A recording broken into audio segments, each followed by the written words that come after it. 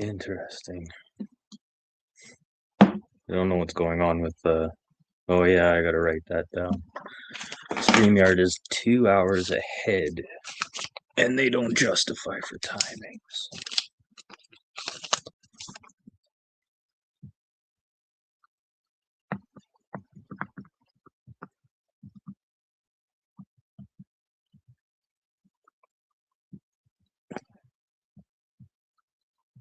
There we go.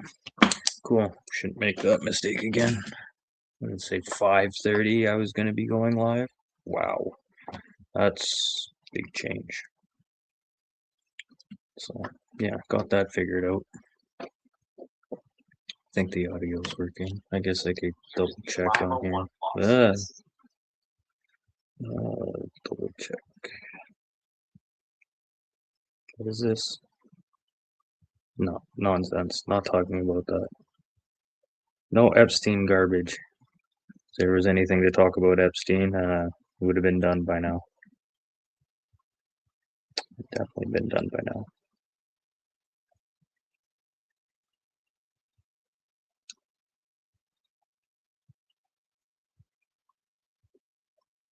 What? What is going on here now? Is it because I did that? Really?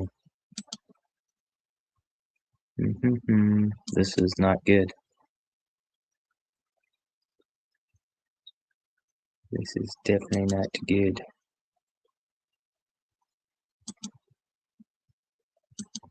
There we go.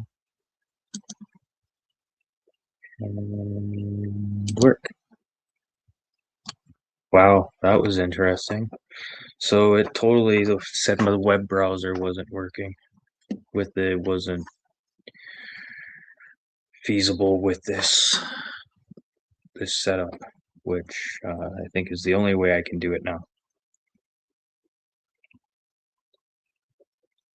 So should we get into the sea turtle and the straw? I just find it funny, like other countries that like live along the ocean, no problem using plastic straws over there. And then here in like Manitoba and Canada, like we're getting punished for like now we gotta use paper straws and wooden cutlery. That's retarded. Doesn't make any sense. And then now we need all this extra, like think about how much effort it takes to make a paper straw. And then I'm just watching people overseas. It's like, yeah, plastic straws, plastic spoons. It's like, wow, you guys get plastic spoons and plastic forks over there still? They're looking at me like, what? Yeah, we get plastic forks over here. Yeah. Nothing worse than going to like some like fast food joint and they hand you like a wooden spork, spoon fork. Yeah. And then you're supposed to eat fries with it. Of course, they're like, it's got to be a poutine, so it's covered in gravy. Yeah, yeah, it doesn't make any sense. And then the paper straws. Oh, that's so gross drinking soda pop through a paper straw. And I think everyone has to admit there should be no reason why you're using a paper straw to drink soda pop with. Like, that's absolutely disgusting. Like, there's people who bring up plastic cutlery and utensils and straws from the United States and use them up here at their own places because they know it's a pain. But I think you can still go to Costco and buy big boxes of plastic straws and stuff like that. Plastic straws and plastic spoons and cutlery. And if you're gonna buy plastic spoons, get the soup spoons. Get the big ones. Don't get the cheap old ones. Don't get the small ones because nobody ever uses them anyways. Get the big honking soup spoons. And then people will appreciate it. Yeah, like, this wooden cutlery stuff needs to stop. Okay. I know everyone's like, wow, wooden cutlery, when am I going to get a sliver? Yeah, it's like, okay. Yeah, we've been hearing about this for years now. Okay. It's not even a joke anymore. Stupid. cutlery, stupid ban on plastics. All because probably some frat boys, are out on spring break or something. Like, hey man, it'd be super cool. We just stuck a straw in that sea turtle's nose, and then yeah, take a picture. That'd be pretty cool. Or it was just a bad press day, and they were just like, "Hey, there's nothing to talk about here. What would get people going here? Hey, there's a sea turtle right there coming up ashore. Hey, let's stick a plastic straw in its nose and say that plastic's all bad now." Yeah, but now we're cutting down trees and pulp mills are running just because, yeah, we have to use paper straws. I remember in like the 80s and early 90s, it was like, "Hey, ban paper everything." It's like, hey, plastic's the way to go because it's cheaper, more feasible, blah, blah, blah. And now they're like, yeah, we can't use plastic anything. And then all these like recycled bags, that you go to a grocery store, they have these like reusable bags. They're all shite, all absolute shite, just absolute garbage. Was it CBC did a report on one? I don't know, it was like a consumer report, something, blah, blah, blah. I don't know, one of their weird pieces that they do, where they tested the durability of some of these like reusable grocery bags and which ones are actually worth getting. Like, I can't remember which one was the best bag, but it doesn't matter because everyone always forgets them. Like, how many people have like a pile of these recycled bags at home? Like, I mean, pile. You probably got two of these bags full of bags. It's this recycling or reusable bag program is a bunch of BS. Absolute BS. I don't know why people are falling for this. Hey Jamie, oh what's up? Yeah, this plastic ban across Canada needs to stop. It's stupid. Doesn't make any sense. Like, it's funny. I was just watching a guy in Bermuda, where there's like sea turtle life and stuff like that. It's like, well, they still let you guys use plastic like utensils. And he just laughed. He's like, yeah, what? What else are we supposed to use? I don't know, like a wooden spoon. He's like, what? Doesn't make any sense. I don't know. Tell the rest of Canada that too. Like, it's so messed up. The weather here, it's gloomy.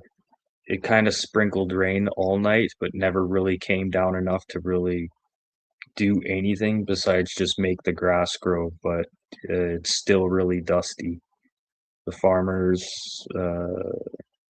yeah, farmers are still not sure what to do. We had snow last weekend, so, and then a dust storm last week before it snowed, which was pretty crazy. The Great Dust Bowl of Manitoba of 2026. It was pretty cool. I think I posted up a video of what CBC did of some of the videos that they captured. Like some of the places they showed is just like 30 kilometers from where I live.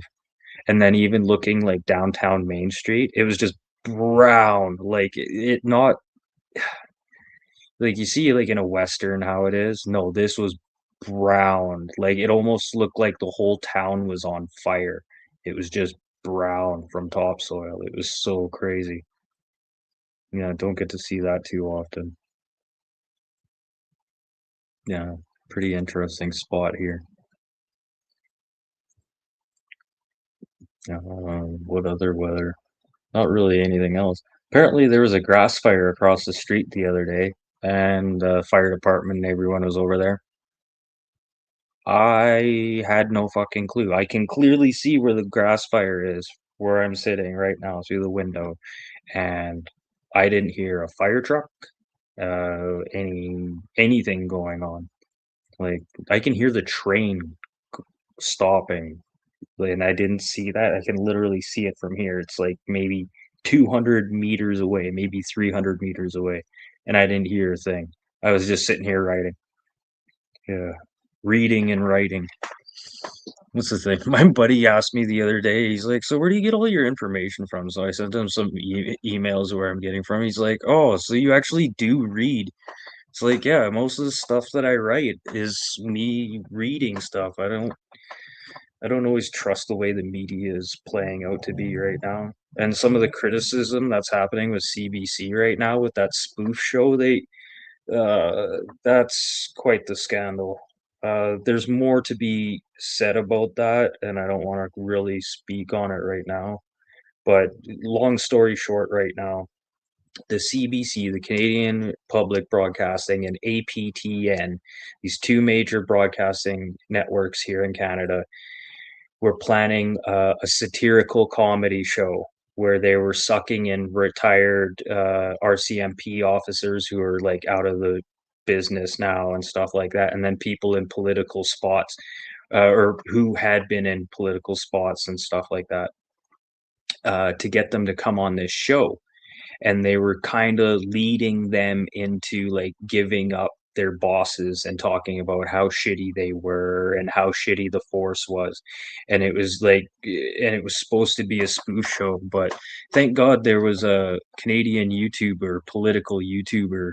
I don't always agree with what he has to say, but that's politics for you. But they suckered him into doing it because he's a retired RCMP officer, and he knew something was up when they got him on there because they wanted him to wear his surge. His surge is the red uniform that the RCMP wear. You know, they don't always wear that. You actually have to ask permission to wear that. Like, say, if you went to a family's wedding or something, you can't just wear your surge. You have to have permission from the higher ups to wear that. So then they were really pushing him to wear this thing and even asking him for his size so they could put him in one on live television, which would have put him in a lot of red tape, especially with his senior officials, due to the fact that you can't just bring that out for nothing, especially with what they were trying to do. They were really trying to make the RCMP look bad. They were trying to make these people look bad, and I hope they go do a major investigation into this. Like I said, it's still fresh right now, but I'd hate to see uh, our TV networks starting to do like shameful things like that, like almost to the point where it's hateful. Because they wanted to bring up some of the the what are they called, the treaty schools, the Indian the residential schools, sorry, just drew a total blank, and there's like one new not far from me. This residential school stuff, and where they had said that the RCMP, they were trying to coerce them into saying that the RCMP were heavily involved in bringing a lot of these native kids to the residential schools, and that was not the case. There's a lot of missing kids where the RCMP had to be involved, and yes, they did bring them back to the residential schools, but due to the fact, like, it's not like they had a choice. The only reason that they were involved is because it became part of a missing children's cases, so they had to be involved to a point to where the release and handover of these kids to the residential schools, but they had already been in the hands of these residential schools. So to sit there and try and coerce these ex RCMP, and then first of all, try and get an ex RCMP to talk about what they want, what they did. They won't fucking tell you because they don't even want to talk about it anyways. They knew it was shit. Then there's no point of bringing it up. Like, it's really shameful with CBC and especially APTN. That's like a native broadcasting uh, agency here in Canada. Very heavily funded by the Aboriginals here in Canada. Gets a lot of federal funding as well from the government of Canada to stay on the air and to create content. So that's pretty shameful that they tried to push it that far. Yeah, throw in retired RCMP officers and retired or ex politicians under the bus by trying to push your own agenda. So And it's good to see CBC starting to snap back at some of the stuff Carney's saying too, you know. But I find the stuff that they're snapping back at Carney about is like so minuscule. Like a lot of the stuff that people are bitching and complaining about Carney is so minuscule. Um, but yeah, just the way the CBC is doing it, it's like, okay, we have to complain about him sometimes. Yeah, it's like I'm not going to deny that, yes, our government has major control over our networks. It shows. It shows. Look at all. If you want to see how how crazy the media can get, watch Australian news. It is so crazy. It is pure fear mongering to its best. Like seriously, I don't think the Americans could have done it better. The way that they word their news and the way they perceive things towards the public is it's pure fear mongering and it's absolutely insane. But yeah, like even so, like you watch like Border Services Australia, that is insane. Like I get caught with a little pill of ephedrine hydrochloride, just one little pill. I could get like 3 years in jail for that. If I had a full bottle, like this is just basic nasal decongestant you can get over the counter at a pharmacy here. Actually, you can go to like your, I don't know, is GNC around anymore? Did Popeyes finally take all that over? But you can go to your Popeyes like supplement stores and buy this stuff right there. Like you don't even need a doctor's note or anything. It's just a nasal decongestant. Yes, it is a precursor to making crystal meth, but if you got caught with a pill bottle of 50 of those going into Australia, 3 to 7 years for bringing an over-the-counter medication that you would possibly never have known that it would be that illegal to bring into Australia. That's how crazy it is. And then I think pseudoephedrine, that's pretty much what I'm talking about. Anything pseudoephedrine related could get you major time in Australia. Yeah. And then the fear mongering. They were already, I think Australia was one of the first countries that started talking about the energy crisis before the strike in Iran. And which is kind of funny. They're talking about an energy crisis, and then they're one of the leading producers of exporting natural gas and exporting, like, they supply a lot of Asia with natural gas, oil, and, petroleum products. And then they're already talking like, like look at what's going on in the world. Like other countries are talking about, okay, we're getting shipments of stuff from Australia here. Canada got a shipment of stuff from Australia, and that was natural gas. And you guys should look into how these natural gas tankers work. This is like a feat of ingenuity, and this is the reason why they did that Australian run of natural gas from Australia to Canada. And it wasn't to like, okay, first of all, why does Canada need natural gas? We don't. It was so Shell fuels, well, yeah, it was Shell fuels. Shell fuel could prove a point. We could get natural gas here, liquefied natural gas from Australia, and bring it, what is it? I'm trying to remember how many miles it is.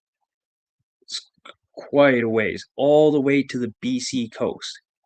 And then if they can do that, now look at their supply chain. They did that efficiently with having minimal loss. Okay, so if they can do that, now that opens up a whole nother circle. Now, from that point, from Australia, from where it left to BC, now draw a circle. Now that's how many more markets you just opened up. So that was just a proof of product concept is why they brought that shipment from Australia to Canada. It was a proof of concept and it worked. And you should go look into these if you guys have a chance. Look into how liquid natural gas is transported by tanker ship. It is absolutely a feat. That has to be frozen to stay as a liquid form. So those are giant freezers that those things are sitting in. Those big bubbles, those are freezers. Freaking crazy. Yeah, and you should see what the inside of them look like. You think you were in like a, I don't know, where they were doing proton acceleration like experiments, or inside of a, I don't know what you could imagine what the inside of a spaceship would look like. It's just unreal what these things look like on the inside. And just the feat of ingenuity to put it down and keep it as a liquid state and get it across the ocean that far and having minimal loss, still being feasible. Like I know Australia right now, they're talking about, hey, we're shipping oil and gas over to, was it Taiwan or the Philippines and stuff like that, and then they're selling it at a discounted rate. It's like, well, okay, no, because you're selling your oil and gas to Shell Fuel. Shell Fuel's paying you guys the taxes because they're getting it from you. And then what they're doing is once they get it to their destination, they sell it for whatever they want. So, and now Australia's like, well, we should get the tax money for that too. Well, no, it's a one-way tax. You're not going to double tax us on that. I can't believe they wanted to do that to Shell Fuel. That's not going to fly. That's not going to fly. And with what some of these other countries are doing right now, and what Shell Fuel just pulled off. Well, actually, I shouldn't say just pulled off. January, February, probably end of February, beginning of March, I think, is when they did that shipment from Australia. That was a little while ago. So, because I remember a lot of people were all confused, like, why the fuck is Canada getting this oil or ship natural gas tanker of natural gas to Canada? It doesn't make any sense. And it was just a proof of concept. And a lot of people didn't see interest in that right away, which is kind of funny. And you still don't hear a lot of interest in that. That's freaking huge, especially when it comes to global trade and how natural gas will be traded throughout the world now. We didn't like screw the pipelines. Like if we can do this properly, we don't need pipelines. We can do this efficiently other ways. Like China right now is probably just going crazy shipbuilding.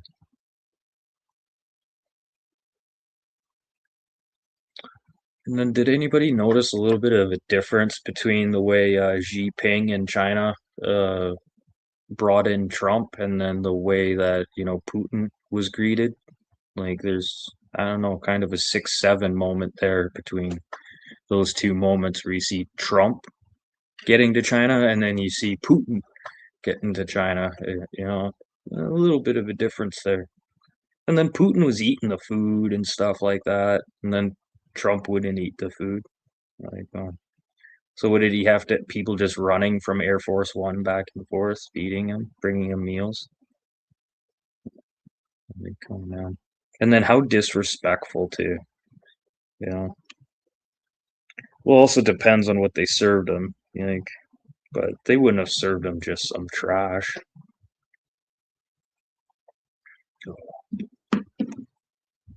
But yeah, that sea turtle is bullshit. What else is bullshit? Bunch of things we're all getting suckered into. This whole global warming nonsense. And that refinery in Ontario there, they secretly held one of their kilns. Uh, they destroyed, was it 7, 8, and 9, but they kept this kiln 6 just in case, and they didn't tell anybody until just recently, where they're like, "Hey, we should fire that thing up." Now that we can get good price on recycled goods right now, we could start making, what was it, pig iron with this. But yeah, then you got to use coke. Coke is a type of coal, burns really hot.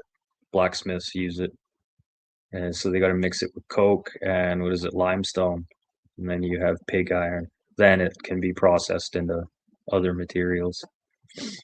So yeah, but it's funny how they kept that a secret. It's like, hey, you know what? Maybe this green energy thing's gonna fall through the floor, and maybe it might be a good thing, that maybe we keep one of these kilns, maybe. And that's almost seems like what the company did. Like I did some fact checking into the company, and yeah, they had talked about they were going to dismantle all these big steel kilns, and yeah, they didn't end up getting rid of all of them. And then the government grant that they got, that's another thing that hasn't been brought up. The government grant that they got, I don't, it was $400,000 somewhere in there. I think it was like close to $407,000 uh, to start decommissioning and go to greener sources where they're using electro induction. Uh, but they didn't get all the 407,000. I think it was divvied up between some other refineries and some iron manufacturers. So even so, the money that they got from the federal government to switch to green energy, does that turn it into a loan now? Like, are they going to have to pay this back? Because yes, they did use the money to upgrade some of their facility to electro style uh, firing kilns. But if they do fire this up, they aren't really following the guidelines of, the agreements that they had to, you have to show a percentage of a decrease in these greenhouse gases to get this money. So I don't know. It'd be interesting to see if they have to pay that money back. Probably not, but should they receive more government funding to stay open if they ask for it? I'd say no. It's like, no, we'll let you get away with that money from before, but like it doesn't hurt to go to some of these different kilns. I understand, but you got to do what you got to do.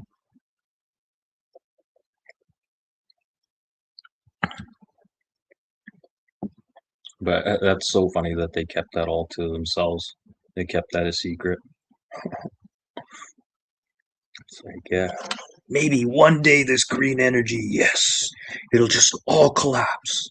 And yeah, it's starting to actually collapse right now. This whole like, I think countries are starting to realize like as greenhouse gas emissions, like it's a lot of these countries, like Canada is getting punished almost the worst out of all these other countries because of per capita. Like look at India and in China, they can pollute all day. Taiwan, they can pollute all day. It's because it's based on population. And then here, like companies in the middle of nowhere, up in the north, you know, not affecting like a whole heck of a lot of people, they get regulated and punished for this, which really sucks. Really sucks. The forest fires. Well, tell you the truth, they're still ongoing right now. There's a few up here right now in northern Manitoba, a few in Saskatchewan. BC's having a couple right now. But tell you the truth, the forest fires is all inevitable. It's look at through history. It's happened. Like it's just and then the forest comes back 10 times stronger. Like I remember in the 80s, was it 89? I was going up to the Paw, which is about 6 or 7 hours from here, and I had to take the other highway. And I'd never been on this highway before, so I had to go up where you'd go from Winnipeg up. I can't remember what highway that is because number 10 highway was blocked because literally the forest fires were just taking out the whole highway.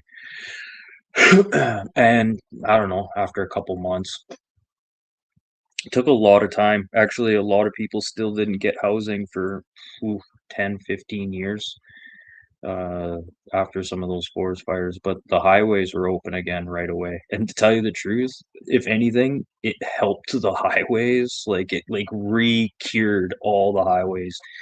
It's probably some of the best stretch of highway there for a while, for probably that year after that forest fire. But it was pretty big. It wiped out a lot of shit. Absolutely wiped out a lot of shit. Yeah, it was late 1980s, thinking. Trying to remember, is that before I hopped on the train up there or after? I can't quite remember. Even so, I talk about like childhood memories of stuff I have. I ask people now, they're like, you have a better memory of shit than.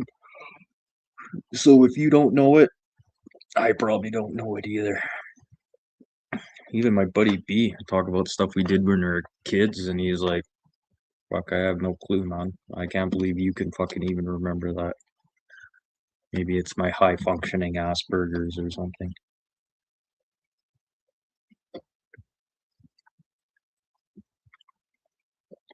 But yeah, I don't know. Forest fires just something you have to get used to. Just be prepared for them. I know a couple forest firefighters. Eh, they're interesting characters. I don't know. They take the winter off and then go live in bush camps, putting out fires all summer. Yeah, there's a lot of online training or in-person training. Yeah, to say that you go for like training and stuff like that. Yeah, you don't have time to train. And then in wintertime, there's nowhere to train. It's you get thrown into it. And then you kind of never know where you're going either.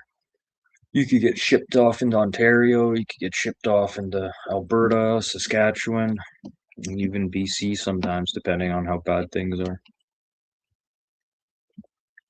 When I lived in Quebec, just a couple blocks from where I lived, well, the airport was a couple blocks from where I lived.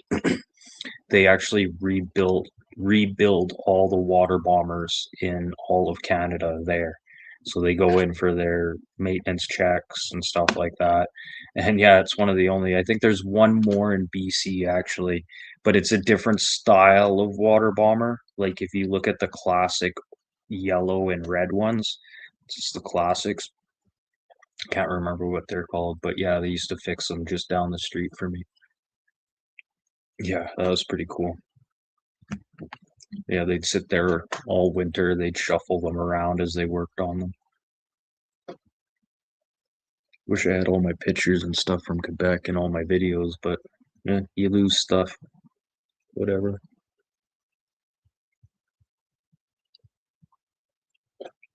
But Deadly, I'm gonna take off. I'm gonna maybe play some video games for a bit, but I'm gonna go have a cigarette first. But I'm out of here for today, you guys. You guys have a great weekend. I'll be back on Monday for Monday's show. And yeah, like I say, enjoy the weather if it's nice out. It's Manitoba here. I don't know what to say. It's either super sunny and freaking windy as hell, or it's like gloomy and no wind at all. You just can't have it both ways. But it is what it is. I'm out of here. Everyone, peace out. Have a great weekend, and I'll see you on Monday for Monday's show.